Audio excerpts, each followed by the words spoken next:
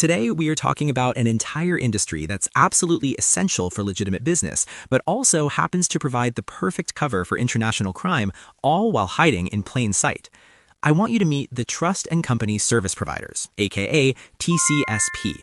These are the firms that, for a fee, will set up and manage all the legal structures that make modern businesses tick. So what do these companies actually do? If you want to operate across different countries, you need someone to handle the paperwork. For example, they can spin up a company for you. They can even serve as the director or secretary on paper, so your name doesn't have to be on it. They can give you a registered business address, which a lot of the time is really just a mailbox. They can manage your assets as a trustee, or they can act as a nominee shareholder, which means they hold the shares for the true owner who gets to stay completely hidden. They are basically the nuts and bolts of a global business. An overwhelming majority of these companies are set up for totally legit reasons. Managing family wealth, structuring international investments, things like that. But this is where the story takes a sharp turn. Because while all of those services are perfectly legal, they are also the perfect playground for money launderers, corrupt officials, and people trying to dodge sanctions for them. That secrecy isn't just a feature, it's the whole point. So how does this actually work? How do criminals exploit this system?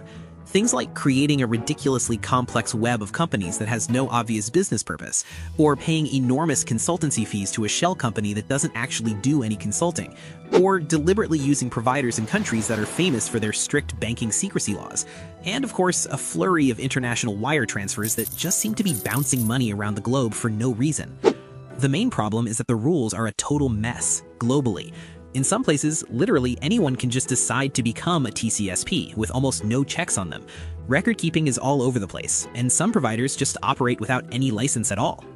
Now, these are textbook money laundering moves, so why is it so incredibly hard to stop this from happening? The problem is that the rules for policing these TCSPs are a global maze of contradictions. In a weakly regulated country, they might have zero AML duties, barely any financial requirements, and the power to block regulators from even seeing client files. Whereas some places treat TCSPs like banks, which means they have to report suspicious activity. Others treat them like lawyers, shielding them with client confidentiality. So you could have a provider who knows their client is up to something shady, but they can argue they are legally forbidden from reporting it. It's the perfect loop. As Transparency International puts it, criminals can just go jurisdiction shopping. They're not breaking the rules, they're just finding a country where the rules are so weak they let them do what they want. They are actively hunting for the weakest link in the global chain. So, if we want to fix this problem, where should we even be focusing our efforts?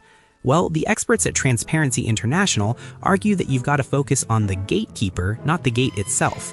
That is, the company or the trust. That's just the tool. The real power is with the service provider who's creating and managing the whole thing. A shell company owned by a criminal is not going to raise its hand and report itself. But TCSPs, if properly regulated and held accountable, they can be that crucial checkpoint. They're the ones who can do their homework on clients and just say no to someone suspicious. They can stop the crime before it even starts. Way back in 1989, Gibraltar became the very first place to put these gatekeepers under regulatory control. It proves this can absolutely be done.